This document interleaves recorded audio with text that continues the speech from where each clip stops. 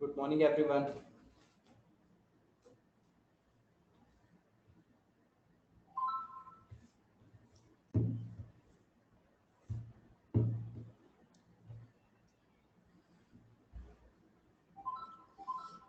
चलिए doubts doubts ले लेते हैं आज, क्योंकि एम्पिरिकल मॉलिक्यूलर फॉर्मूला हमारा हो गया था कल कंप्लीट और एग्जाम में भी वहीं तक आ रहा है।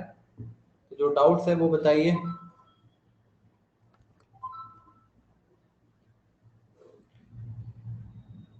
कल के होमवर्क में कोई डाउट्स है?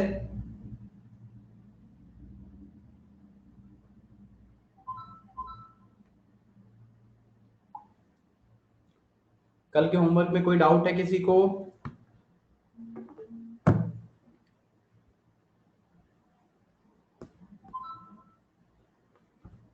हाँ, तो क्वेश्चन नंबर बताओ।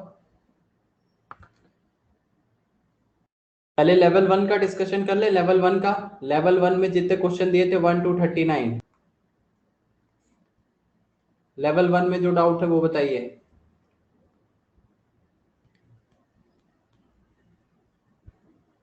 एक मिनट, बुकलेट खोल दो। Question number 7।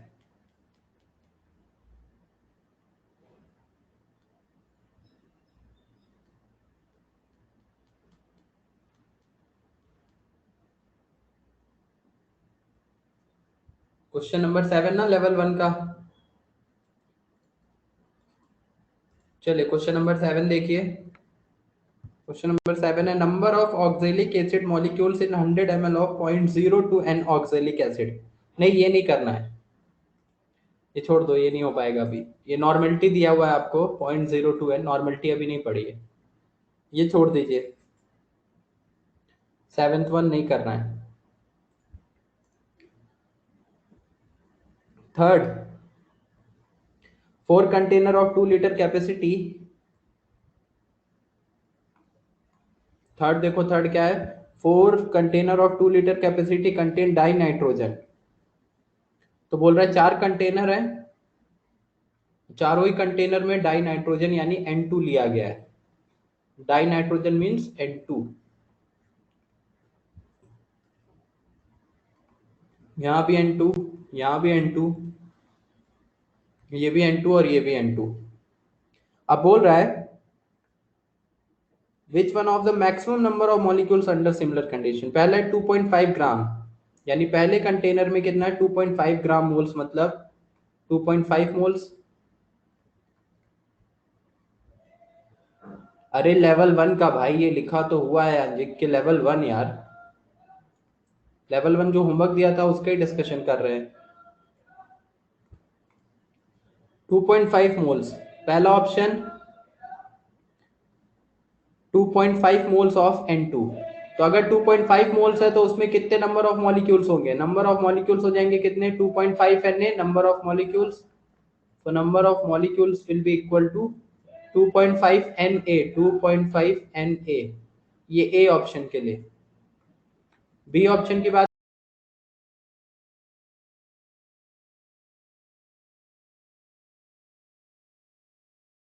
Of nitrogen 4 gram atom का मतलब है 4 moles of N। Gram atom लिखा है, 4 moles of N। 4 moles of N का मतलब हो गया 2 moles of N2। 2 moles of N2, अगर 2 मोल्स N2 के हैं तो नंबर ऑफ मॉलिक्यूल्स कितने होंगे? Number of molecules will be equal to 2Na।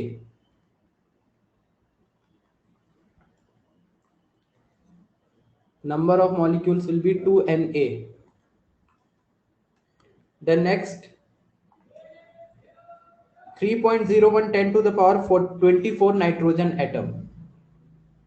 अब 3.01 10 की पावर 24 एटम्स हैं, ये एटम है नाइट्रोजन के। तो मॉलिक्यूल्स कितने होंगे? तो पहले तो एटम के मोल्स निकाल लो। एटम के मोल्स निकालने के लिए आपको इसको डिवाइड करना पड़ेगा 6.02 10 टू द पावर 23। डिवाइड कर देंगे अन्य से, ये कैंसिल आउट हो जाएगा 1/2 10, यानी 5 moles of atom. 5 moles of an atom. अगर एटम 5 मोल्स है तो N2 के कितने मोल्स होंगे? 2.5 moles.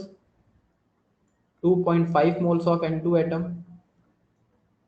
Sorry N2 molecule, 2.5 moles of N2 molecules। और अगर 2.5 moles हैं तो कितने नंबर ऑफ मॉलिक्यूल्स हो जाएंगे? 2.5 Na, 2.5 Na number of molecules. ये थर्ड ऑप्शन के लिए आ गया। सिमिलर वे में फोर्थ कंटेनर में क्या क्या दिया है? 84 ग्राम ऑफ डाई नाइट्रोजन। तो 84 गिवन मास, मोल्स निकालेंगे, मोल्स आ जाएगा mass upon GMM. So moles क्या आ जाएगा? Moles is equal to mass 84 gram divided by GMM. N2 का जीएमएम 28, तो कैंसिल आउट होगा 3 टाइम्स। तो मोल्स ऑफ N2 3 हैं, मोल्स ऑफ N2 अगर 3 हैं तो नंबर ऑफ मॉलिक्यूल्स कितने होंगे? 3 Na। So number of molecules will be 3Na। So number of molecules आ गए 3Na। ये 3Na, ये 2.5 Na, ये 2Na, ये 2.5Na। आपको क्वेश्चन में क्या पूछा था? आपको क्वेश्चन ने पूछा है which one contain the maximum number of molecule. तो मैक्सिमम मॉलिक्यूल किस में आ रहे हैं? 3Na। तो फोर्थ ऑप्शन करेक्ट होगा, डी ऑप्शन। समझ में आया क्या?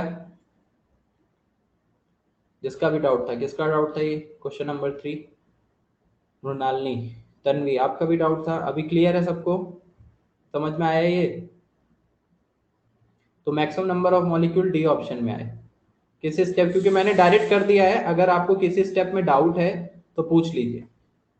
ग्राम एटम का मतलब होता है number of moles, and gram molecules का मतलब भी होता है नंबर ऑफ मोल्स। गौरी, जो पहले ऑप्शन में लिखा है 2.5 ग्राम मॉलिक्यूल्स, उसका मतलब है नंबर ऑफ मोल्स, और ग्राम एटम का मतलब भी नंबर ऑफ मोल्स। लेकिन यहाँ एटम होगा, जहां ग्राम एटम बोला है वहां एटम होगा, जहां मॉलिक्यूल बोला है वहां मॉलिक्यूल होगा।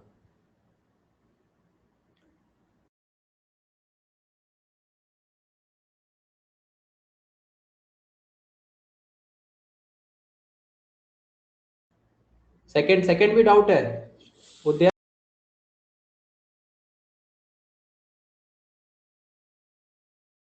पहले 1 to 10 बताइए, 1 to 10 में जो डाउट है वो बता दीजिए, फिर आगे धीरे धीरे करके जाते हैं। ठीक है, 1 to 10 में कंप्लीट सबका, 1 to 10 में। और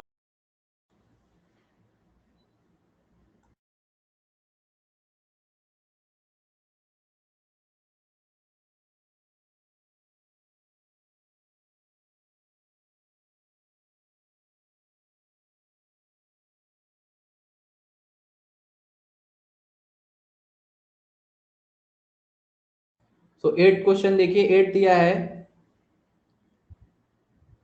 7th नहीं करना है भाई, अभी तो बताया। One atom of an element x, one atom of x, किसी एलिमेंट एक्स का एक एटम जो है उसका वेट कितना है? 6.664 10 टू द पावर -23 ग्राम। ये ग्राम में आ गया।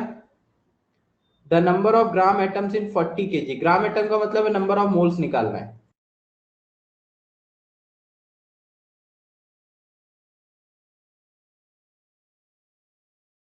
Number of moles of x in 40 kg। ये नहीं हुआ?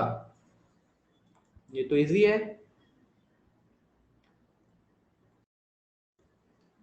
देखिए एक एटम का मास इतना ग्राम है, क्या करेंगे इसको?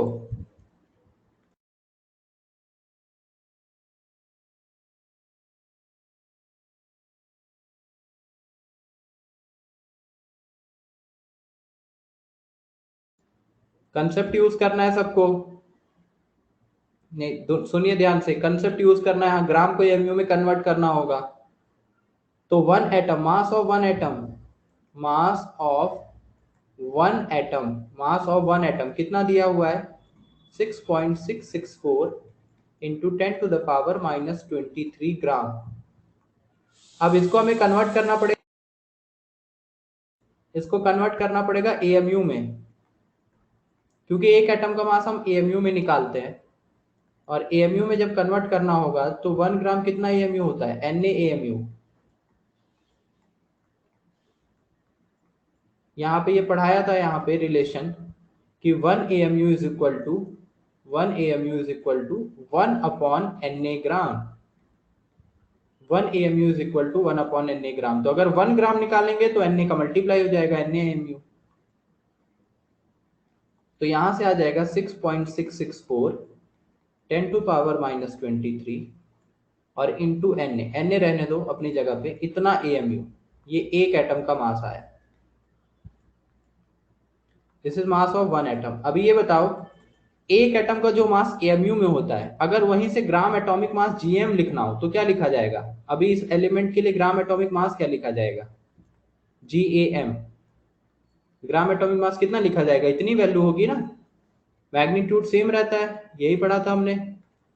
तो मैग्नीट्यूड विल बी सेम, बस एएमयू की जगह क्या आ जाएगा? एएमयू की जगह क्या आ जाएगा? ग्राम। तो हमको जीएम निकालना पड़ेगा, क्योंकि हमको मोल्स का फॉर्मूला निकालना है, मोल्स निकालना है। तो moles is equal to mass upon GM.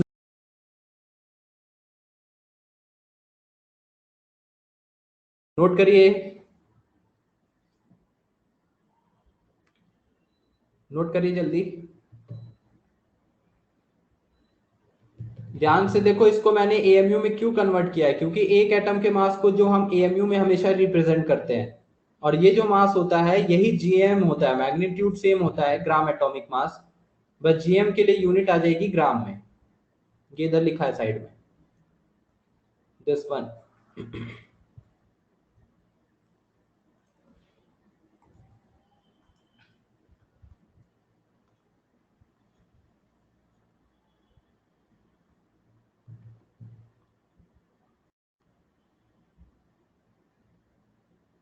Noted.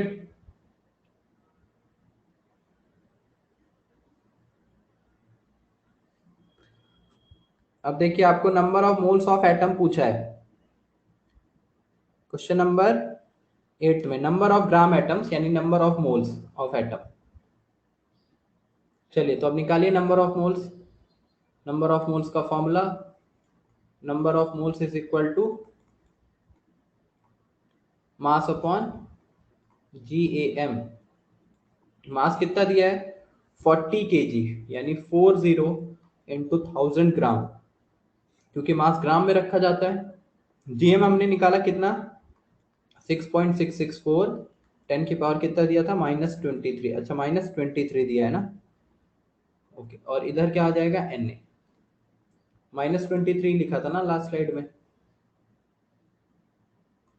हाँ ठीक है, -23 इंटू Na।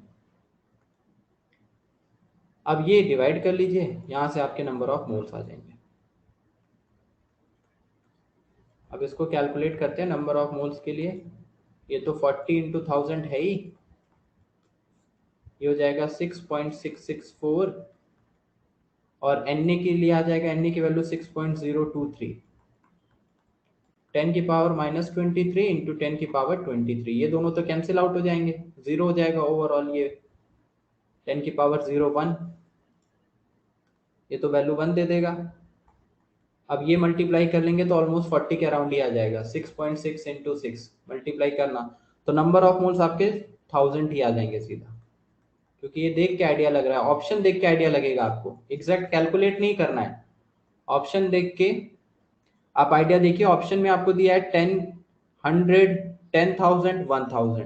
तो अब ये 6 है, 6 इंटू 6 36 होता है, और ये 6.6 है, मतलब 6.5, 6 से बड़ी वैल्यू है, 6 से बड़ी वैल्यू है, और ये 6 है, यानी 36 अगर आता है 6 इंटू 6, तो 6.6 इंटू 6 ऑलमोस्ट 40 के अराउंड जाके और इसको कैंसिल आउट कर देगा। तो आंसर हमारा 1000 आ जाएगा। तो 1000 मोल्स यानी डी ऑप्शन।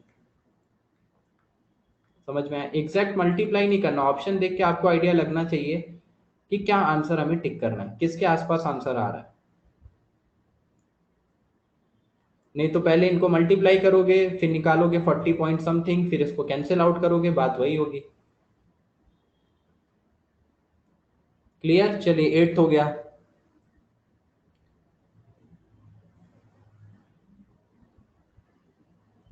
6 6 और किसी का डाउट है? 6 और किसी का जो कॉमन डाउट है वो बताइए। किसी सिंगल लोगों का डाउट है तो वो आप ग्रुप पे डाल दीजिएगा, ग्रुप पे भी आज बाकी लोग आपको डाल देंगे सॉल्व करके।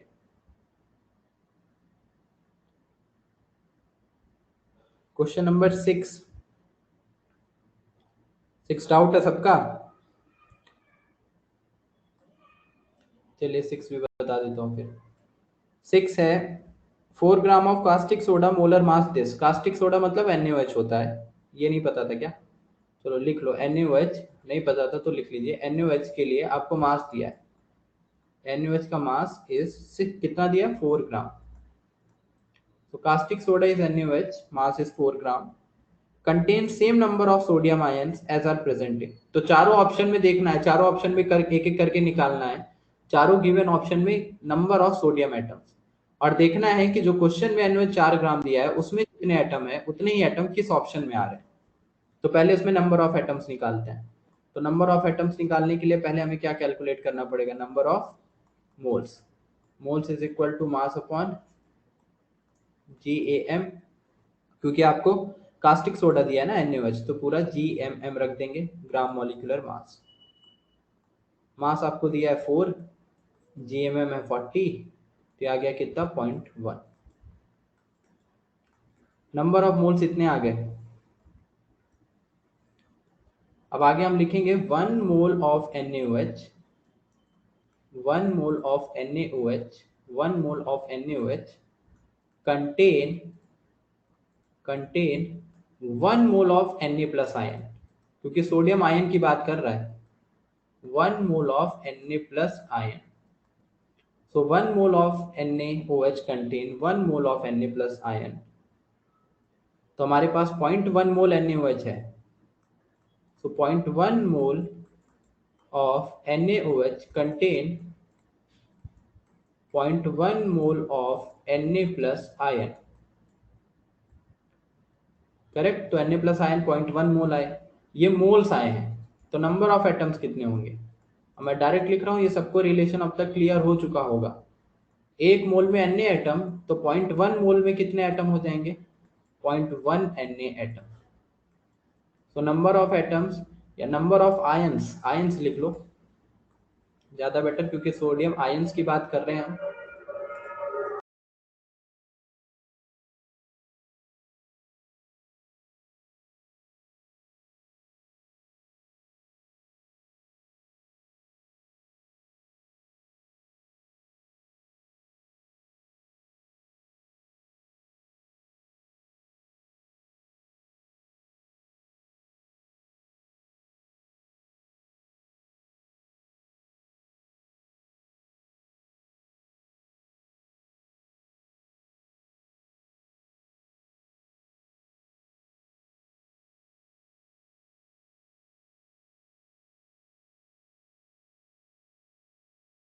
हाँ, नोट करने को बोला है, नोट करने को। Number of Na plus ion यहाँ तक नोट करने को बोला है।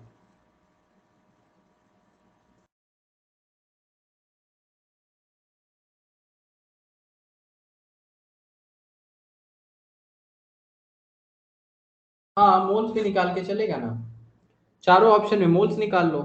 जो चार ऑप्शन दिए हैं उन चारों में number of moles of Na atoms निकाल लीजिए, और उसके साथ साथ यहाँ पे मोल्स निकाल लिए। यहाँ मोल्स कितने आए हैं? 0.1 Na प्लस के, Na प्लस के 0.1 मोल। तो ऑप्शन में देखिए कि चारों ऑप्शन में किसमें Na के 0.1 मोल्स है, वो करके आ जाएगा। Na का मल्टीप्लाई तो करना है।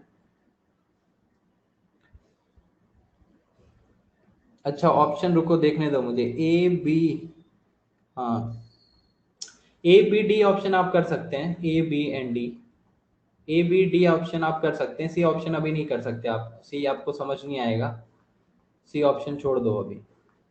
आंसर A B D में है कि नहीं वो चेक कर लो बस।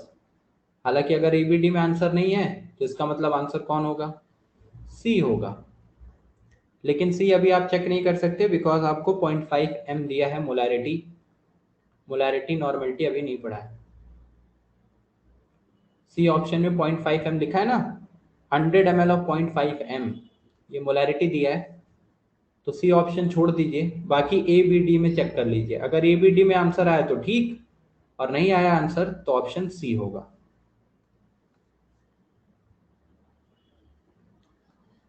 ए में भी मास दिया है, मास अपॉन जीएमएम करके मोल आएगा। बी में भी मास दिया है, मोल आएगा। एंड डी में भी, डी में तो डायरेक्ट मोल ही दिया हुआ है। ए बी डी नहीं है तो फिर सी ऑप्शन आएगा।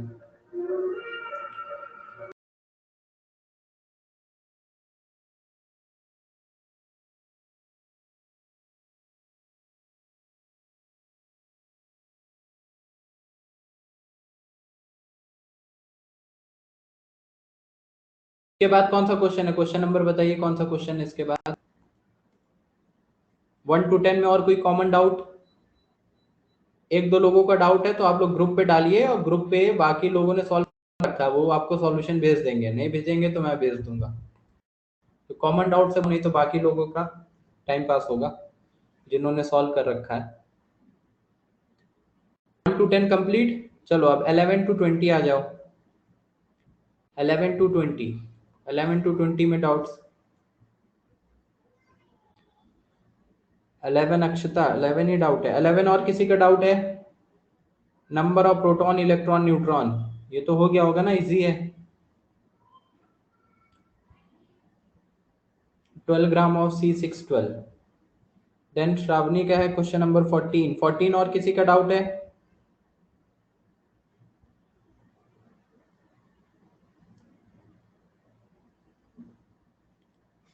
एक एक डाउट आ रहा है सबका। तन्वी आपका कोई डाउट है 11 to 20?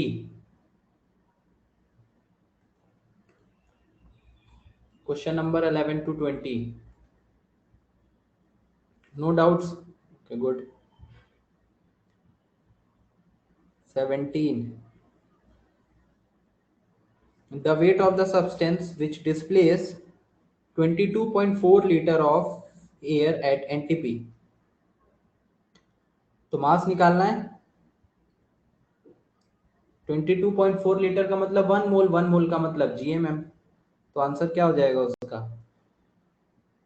मॉलिक्यूलर वेट भी हो सकता है, एटॉमिक वेट भी हो सकता है, और इक्वलेंट वेट भी हो सकता है।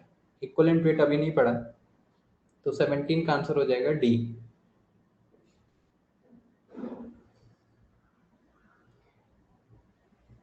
17 का आंसर होगा डी मृणालिनी, बिकॉज 1 मोल आया ना। 1 मोल कैसे निकालते हैं?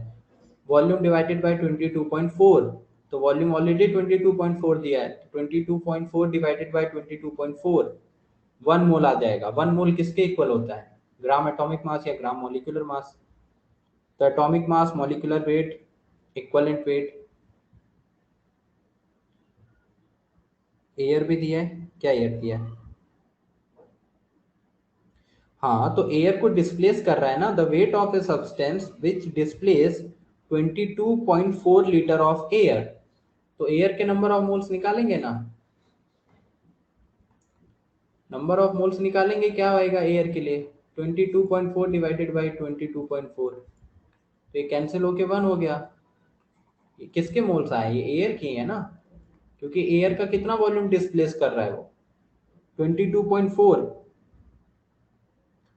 तो अगर कोई यहाँ पे समझो, ये मान लो एक कंटेनर है, कंटेनर है, कोई रूम है। इस रूम का वॉल्यूम मान लो 22.4 लीटर है। इस रूम का वॉल्यूम एज्यूम कर लो। अब बोल रहा है कोई नया सब्सटेंट, यहाँ पे एयर भरी है। अगर यहाँ पे इस रूम में एयर है तो बताइए एयर का वॉल्यूम क्या लिखोगे? एयर का वॉल्यूम क्या लिखोगे? वॉल्यूम ऑफ एयर क्या होगा? 22.4 ही बोला जाएगा ना। जो रूम का वॉल्यूम होगा वही इसका वॉल्यूम होगा। भाई रूम का पूरा वॉल्यूम, ये रूम का वॉल्यूम है, ये कंटेनर का वॉल्यूम है। कंटेनर 22.4 है, तो एयर भी 22.4। अब बोल रहा है कि इस एयर को डिस्प्लेस कर रहे हो आप किसी सब्सटेंस से। तो उस रूम में आपने एयर को हटा के कोई दूसरा सब्सटेंस डाल दिया, तो जो एयर को डिस्प्लेस करेगा दूसरा सब्सटेंस, उसका वॉल्यूम क्या होगा? तो वॉल्यूम ऑफ सब्सटेंस भी तो उतना ही होगा ना, 22.4। तो वही तो यूज करना है। तो सब्सटेंस के लिए भी वॉल्यूम वही रखा जाएगा 22.4, जो एयर को डिस्प्लेस कर दिया वहां से। तो चाहे number of moles of air लिखो या फिर number of moles of substance लिख लो। अब क्योंकि तुमको सब्सटेंस निकालना है, तो number of moles of substance लिख लो। सब्सटेंस का भी वॉल्यूम कितना है 22.4 और डिवाइडेड बाय 22.4, तो मोल उसके आगे 1। तो सब्सटेंस का इसका मतलब 1 मोल, एयर का भी 1 मोल था और सब्सटेंस का भी 1 मोल है। उस एयर के 1 मोल को सब्सटेंस के 1 मोल ने डिस्प्लेस कर दिया। अब उसके बाद पूछ रहे जो 1 मोल है उसका मास क्या होगा, सब्सटेंस का मास क्या होगा। तो उसका मॉलिक्यूलर वेट भी हो सकता है, वो उसका एटॉमिक वेट भी हो सकता है अगर एटॉमिक फॉर्म में गैस होगी तो, और इक्विवेलेंट वेट भी हो सकता है। हालांकि इक्विवेलेंट वेट अभी पढ़ा नहीं है, वो आगे पढ़ेंगे, बट 2 ऑप्शन तो क्लियर है। समझ आया क्या? समझ में आया गौरी, नहीं समझा?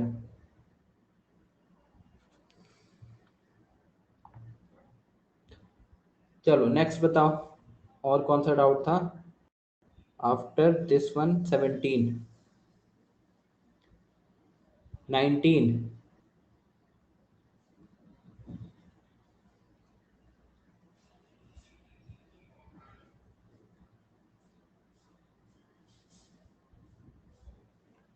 हाँ तो एयर है तो उसमें गैसेस तो होंगे ही, तो प्रॉब्लम क्या है तुम्हारा, डाउट क्या है? डाउट क्या है तुम्हारा, क्या नहीं समझ आ रहा है?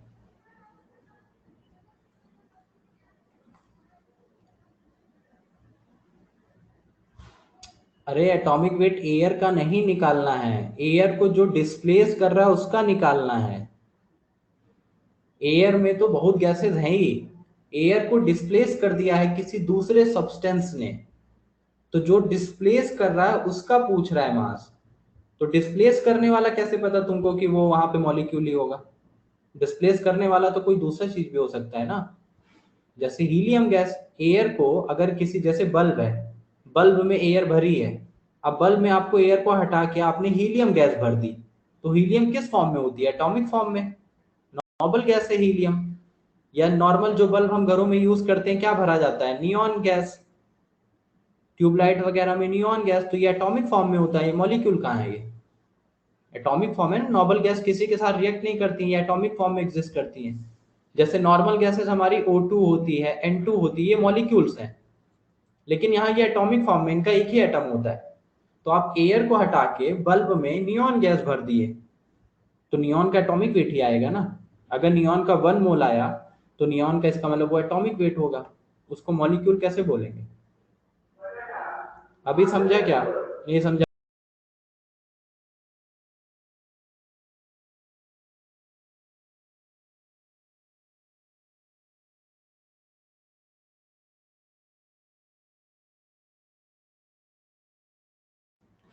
ओके ठीक है, अभी क्लियर, चलिए ठीक है। नहीं, एयर डिस्प्लेस नहीं कर रही है, एयर को डिस्प्लेस कर रहा है कोई दूसरा सब्सटेंस। क्वेश्चन पढ़िए, लिखा हुआ है the wait of a substance that displace this litre of air at NTP. तो सब्सटेंस का वेट क्या होगा जो एयर को डिस्प्लेस कर रहा होगा at NTP. In question number 19,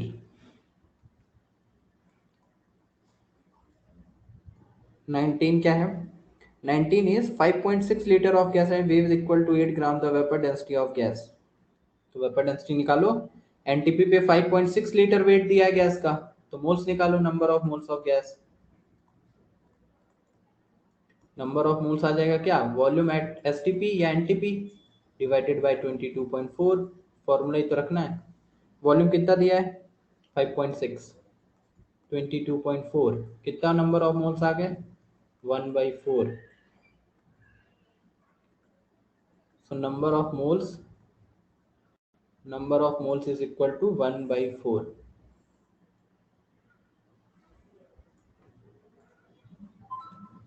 and number of moles अगर 1/4 है, तो अब आपको दूसरा नंबर ऑफ मोल्स का फॉर्मूला लगाना है।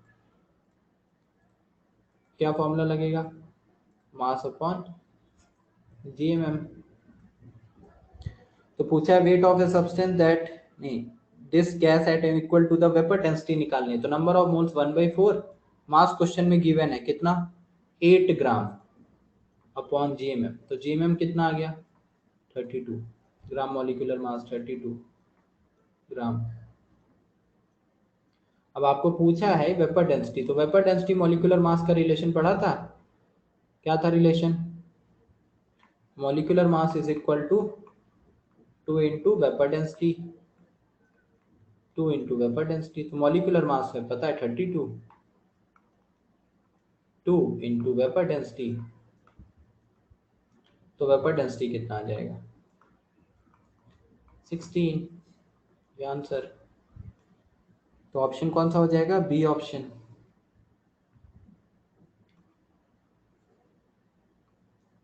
समझ में आया जो डाउट था Lalani, clear. 19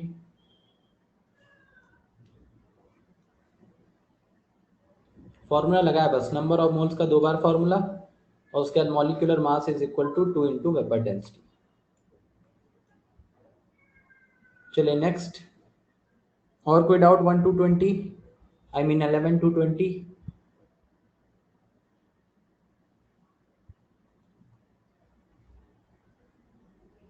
Any other doubt in 11 to 20? No doubts. चलिए 21 to 30, 21 to 30,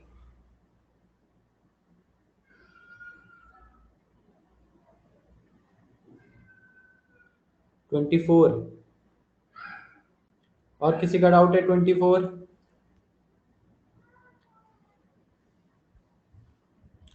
The density of air, the density of air is this. Density air की दी है, density of air कितना दिया है 0.001293। तो पूछा है इसकी वेपर डेंसिटी क्या होगी, वो भी एसटीपी पे। एसटीपी पे क्या पढ़ाया था फॉर्मूला डेंसिटी का, जब आइडियल गैस इक्वेशन यूज करते थे PV is equal to nRT, वहां से डेंसिटी का भी फॉर्मूला निकाला था। डेंसिटी का फॉर्मूला क्या आया था, P into GMM, GMM is equal to density into R T. यहाँ से डेंसिटी हमने निकाली थी, डेंसिटी ये फॉर्मूला हमने पढ़ रखा है, density is equal to P into G M M या G A M upon R into T.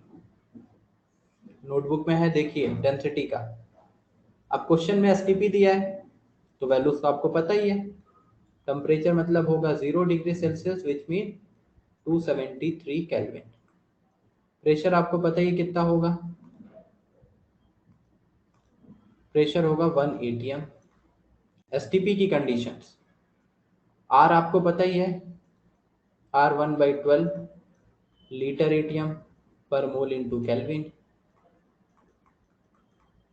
तो ये सारी वैल्यूज क्या यहाँ रख दें अगर, और डेंसिटी तो दिया ही है क्वेश्चन में ग्राम पर एमएल के साथ, 0.001293 इतना ग्राम पर एमएल, दिस ग्राम पर एमएल। फॉर्मूले में रख दो, डेंसिटी की जगह 0.001293, प्रेशर 1, जीएमएम निकालना है, आर 1/12 और टेम्परेचर कितना होगा 273।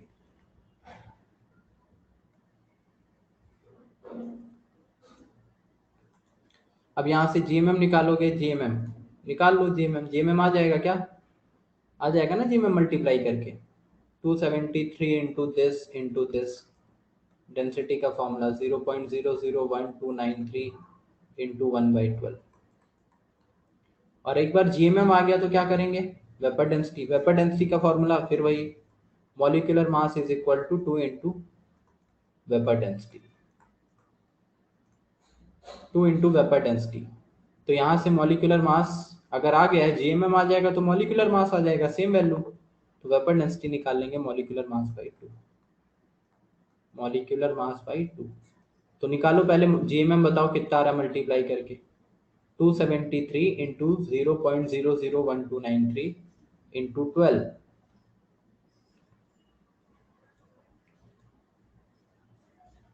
ये वैल्यू यहाँ पे निकालिए जीएमएम कितने के अराउंड आ रहा है वो पूछ रहा हूँ। सो जीएमएम कैलकुलेट करोगे,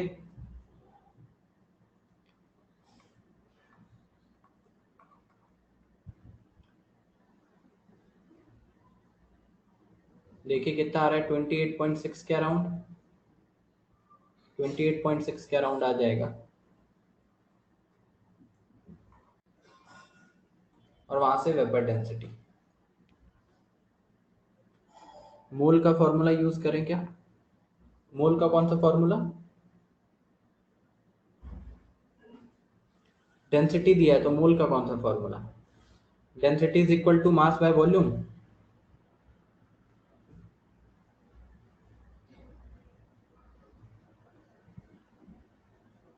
डेंसिटी गिवन है तो यहाँ से जीएमएम निकालेंगे और जीएमएम आ जाएगा तो मॉलिक्यूलर मास आ जाएगा 2 इंटू वेपर डेंसिटी लग जाएगा।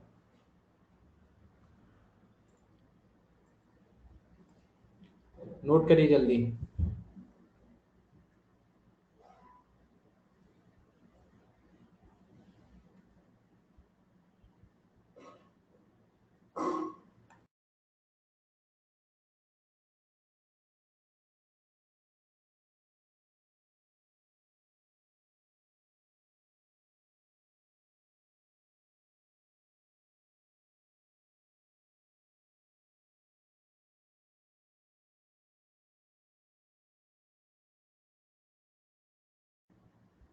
नोटेड।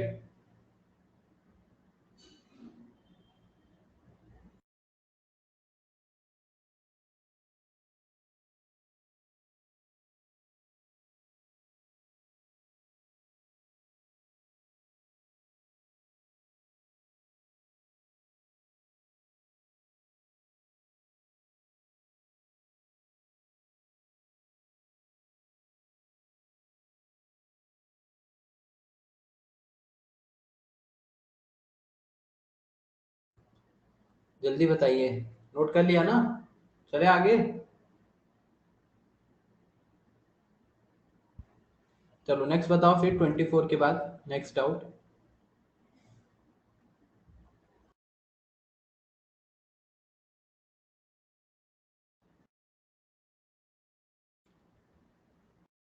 ट्वेंटी फोर के बाद नेक्स्ट डाउट 30 तक, और कोई डाउट नहीं है?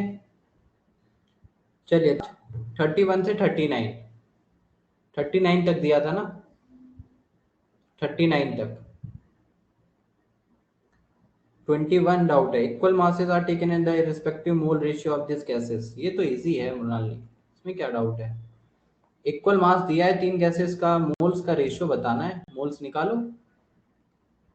इसमें इक्वल मास रख लो सबका, एम, एम ग्राम, एम ग्राम ले लो तो मोल्स ऑफ O2 निकालो। Moles of O2, O2 gas है ना, O2 है H2, O2 क्या आ जाएगा, मास अपॉन जीएमएम, यानी मास अपॉन जीएमएम मतलब 32। ये इसके मोल्स आ गए। फिर मोल्स ऑफ हाइड्रोजन निकालो, M/2, ये सेकंड आ गया।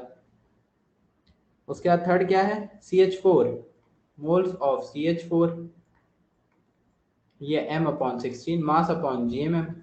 मास तो तीनों का सेम है तो M और जीएमएम अलग अलग है, तीनों का रेशियो निकाल लो।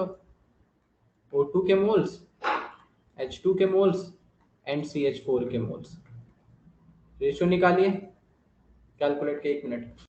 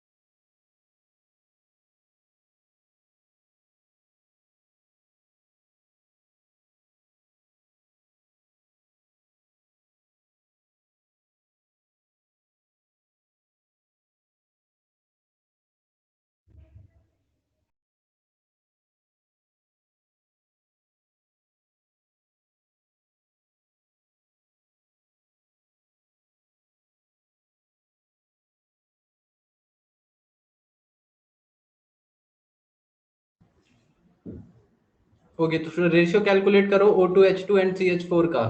क्या रेशियो आएगा? m कॉमन कैंसिल आउट हो जाएगा, then 1/32 is to 1/2 is to 1/16।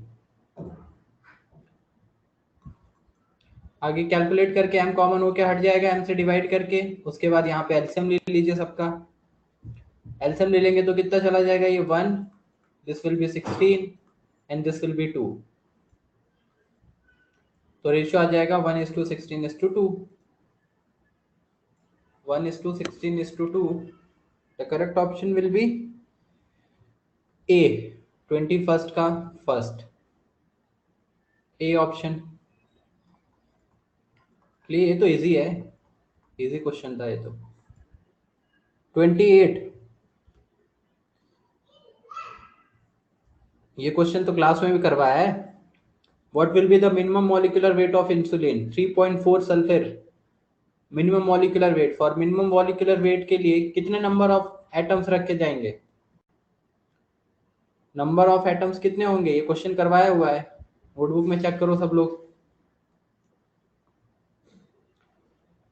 3.4 percentage composition लगेगा। 3.4 percentage of sulphur, percentage of sulfur will be mass of sulfur divided by mass of compound,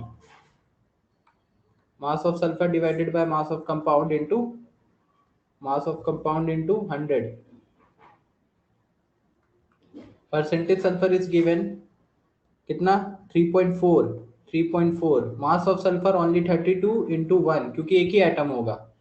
for minimum molecular wait यहाँ हो जाएगा आपका मास of compound यानी GMM. GMM भी रख सकते हैं ग्राम में, इंटू 100। यहाँ से जीएमएम कैलकुलेट कर लीजिए। GMM will be equal to 3200 divided by 3.4।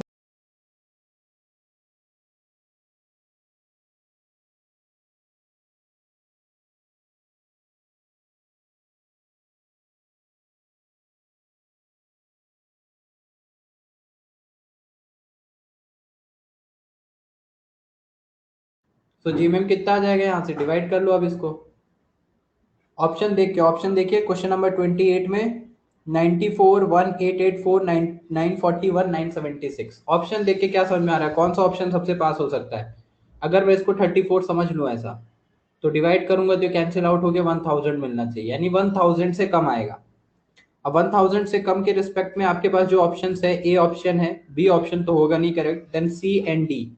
941, A option तो 94 दिया है, ओनली 94 दिया है, तो वो तो करेक्ट होगा नहीं। सी, सो यहाँ पे करेक्ट ऑप्शन क्या आएगा? सी, 941।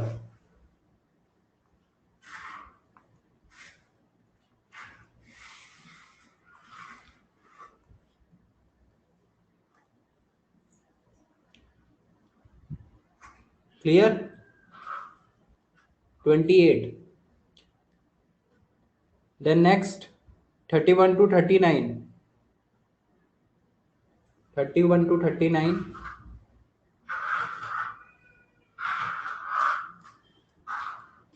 35 हुआ क्या? Question number 35। 31, hemoglobin of most mammals contain this percent of iron by mass. The molecular mass of hemoglobin is this. The number of iron atom in each molecule of hemoglobin।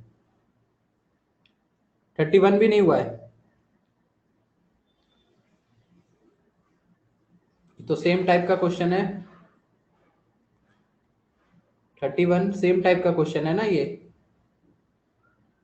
Haemoglobin में most मेमोल contain this percent of iron by mass, तो percentage by mass लगाना है। Percentage of iron क्या हो जाएगा? Percentage of iron is equal to mass of iron divided by mass of compound. Mass of compound into 100, mass of compound into 100। तो percentage of iron is given 0.33। अभी बताओ इसमें कितने एटम होंगे? Atom ही तो हमको निकालना है। The number of iron atom हमको पता नहीं है, मिनिमम के लिए 1 एटम रखते थे। When we calculate the minimum molecular weight, उसके लिए हम 1 एटम रखते थे। अभी आपको ये निकालना है कि उस मॉलिक्यूल में कितने आयरन के एटम है। 3 हो सकते हैं, 4 हो सकते हैं, अभी मिनिमम की बात नहीं हो रही है, कितने एग्जैक्ट होंगे तो हमको पता नहीं है, तो हमने मान लिया x एटम है, तो x इंटू आयरन का मास 56 है ना। मान लो कंपाउंड ऐसा कुछ होगा, अब कंपाउंड हीमोग्लोबिन में क्या क्या प्रेजेंट है हमको नहीं पता, तो आयरन के हमने मान लिए x एटम है, फॉर्मूले में आयरन के x एटम है, तो आयरन का मास हो जाएगा x इंटू 56, आयरन का atomic mass divided by mass of compound is given 67200 into 100, तो ये 0000 कैंसिल आउट हो गया, x निकालना है, so x will be 0.33 into 672 divided by 56, तो यहां से x आंसर आज निकाल लीजिए। समझ आया क्या क्या किया है? कितने नंबर ऑफ एटम मॉलिक्यूल्स में है वो पता नहीं है, उसको हमने मान लिया है x। जब मिनिमम मॉलिक्यूलर वेट, जो इससे पहले क्वेश्चन किया था, मिनिमम मॉलिक्यूलर वेट के लिए नंबर ऑफ एटम रखते हैं 1, अभी निकालना है कितना होगा x, तो इसको डिवाइड करिए और निकालिए मल्टीप्लाई करके।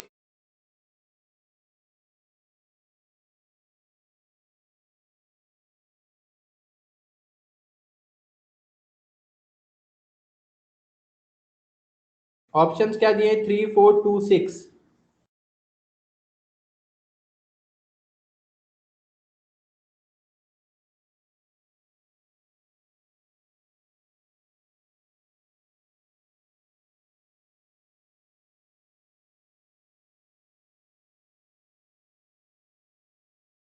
आंसर आ गया 4। समझ में आया क्या? समझ में आया सबको ये percentage of iron? Similar percentage composition लगाना है बस, उसका एप्लीकेशन बेस्ड क्वेश्चन है। अब एक मॉलिक्यूल में हीमोग्लोबिन के कितने आयरन के एटम है वो पता नहीं है, तो हमने एक्स एटम माने, तो मास ऑफ आयरन ऊपर आ जाएगा एक्स इंटू 56, और वहां से एक्स कैलकुलेट कर लिया। Then next question 36।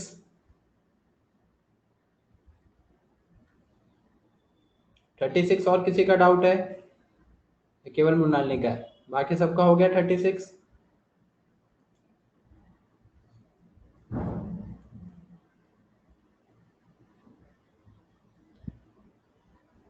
गौरी आपका भी हो गया 36? कैसे किया है बताओ, भेजो स्क्रीनशॉट भेजो जहां पे सॉल्व किया है।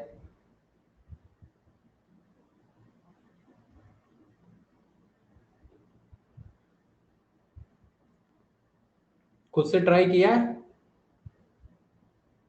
देखिए आधे तो, कुछ लोग तो इस क्लास में ऐसे भी होंगे जो लोग इधर उधर से सॉल्यूशन ढूंढ लेते होंगे।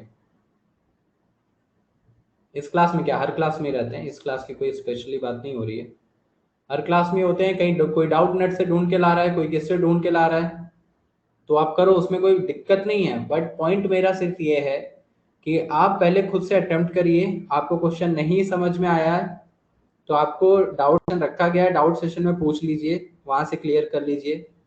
या अगर डाउट सेशन से पहले आपको क्वेश्चन करने के बाद भी आपको लग रहा है नहीं अभी सॉल्यूशन चाहिए, तो अगर आपको ऑप्शंस हैं, मतलब जैसे डाउट नेट या बाकी चीजें जो लोग यूज करते हैं, क्योंकि कई बच्चे हैं जो करते हैं, तो देखिए, ये नहीं कि होमवर्क दिया और सीधा डाउट नेट से छाप के लेके चले आए, तो उसका कोई फायदा नहीं है, इसलिए बोल रहा हूँ। क्योंकि कुछ लोगों को इजी क्वेश्चन नहीं हो पा रहे हैं, एकदम सिंपल क्वेश्चन, और कुछ क्वेश्चन वो अच्छा कर ले रहे हैं, तो अगर वो खुद से कर रहे हैं तो बहुत अच्छी बात है, बेटर है। वो तो टेस्ट होने वाला है संडे को, मार्क्स दिख जाएंगे तो समझ में आ जाएगा कि किसने कितना पढ़ाई किया है और खुद से किया है।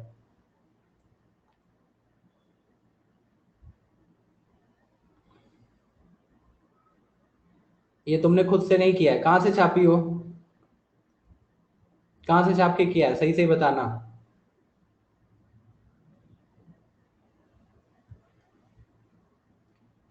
कहाँ से किया है तुमने ये नोट, ये बताओ बस।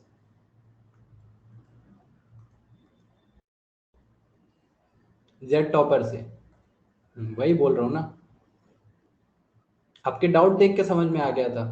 अभी आप ऊपर डाउट पूछ रहे थे एकदम सिंपल नंबर ऑफ मोल्स वाले, वो क्योंकि आपकी स्टार्टिंग की क्लासेस आई थिंक छूटी हुई हैं, आपने सारी क्लासेस अटेंड नहीं कर रखी है, इसलिए तो ये क्वेश्चन तो वैसे ही नहीं हो पाएगा फिर।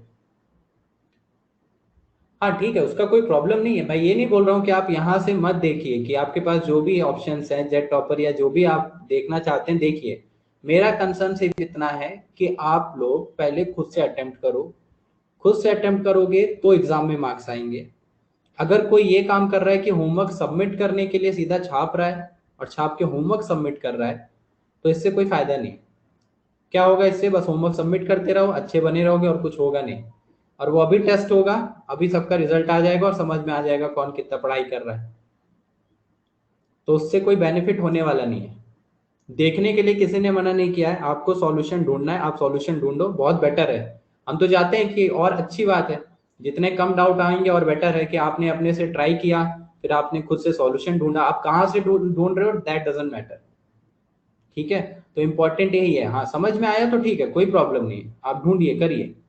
पॉइंट यही है मेरा कि आपको समझ आना चाहिए, आपको चीजें क्लियर होनी चाहिए, और फिर एग्जाम में वो दिखना भी चाहिए। एग्जाम में उसके अकॉर्डिंग स्कोर भी आना चाहिए। अगर स्कोर आ रहा है तो अल्टीमेट जो पॉइंट है वो यही है कि फाइनल एग्जाम में हमारे पास स्कोर आना चाहिए। अगर अच्छा स्कोर आ रहा है तो फिर आप चाहे जहां से करके लाइए, वो फर्क नहीं पड़ता।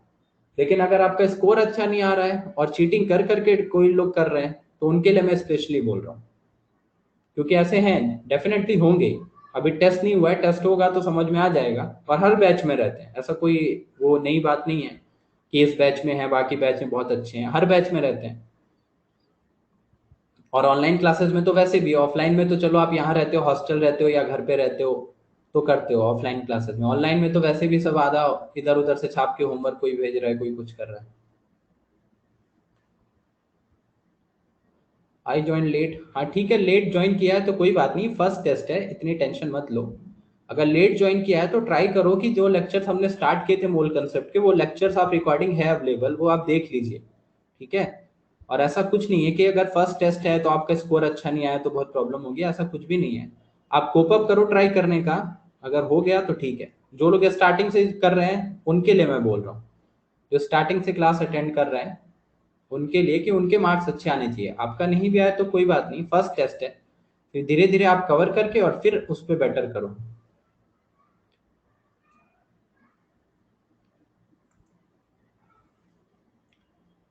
ठीक है, चलिए फिर बाकी बच्चे डाउट्स कर लेता हूँ। अभी आज क्या थर्सडे है ना? यस। तो फ्राइडे सैटरडे अभी बाकी दोनों दिन भी डाउट सेशन ही रखता हूँ। आज का भी होमवर्क डालूंगा, उसका भी डाउट, और जो बच गए क्वेश्चन उनका भी डाउट।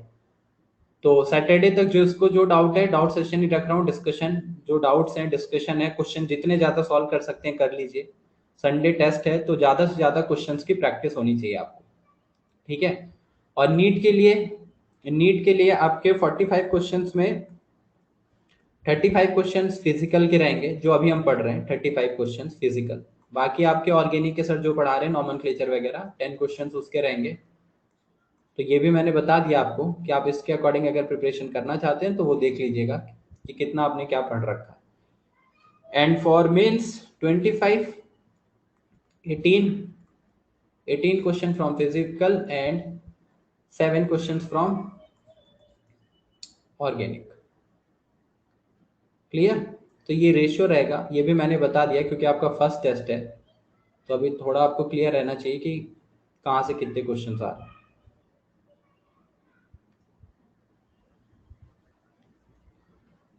ओके, चलिए ठीक है, फिर क्लास खत्म करते हैं, देन कल भी डिस्कशन रखते हैं, होमवर्क में डालता हूँ आज का। ओके, चलिए बाय।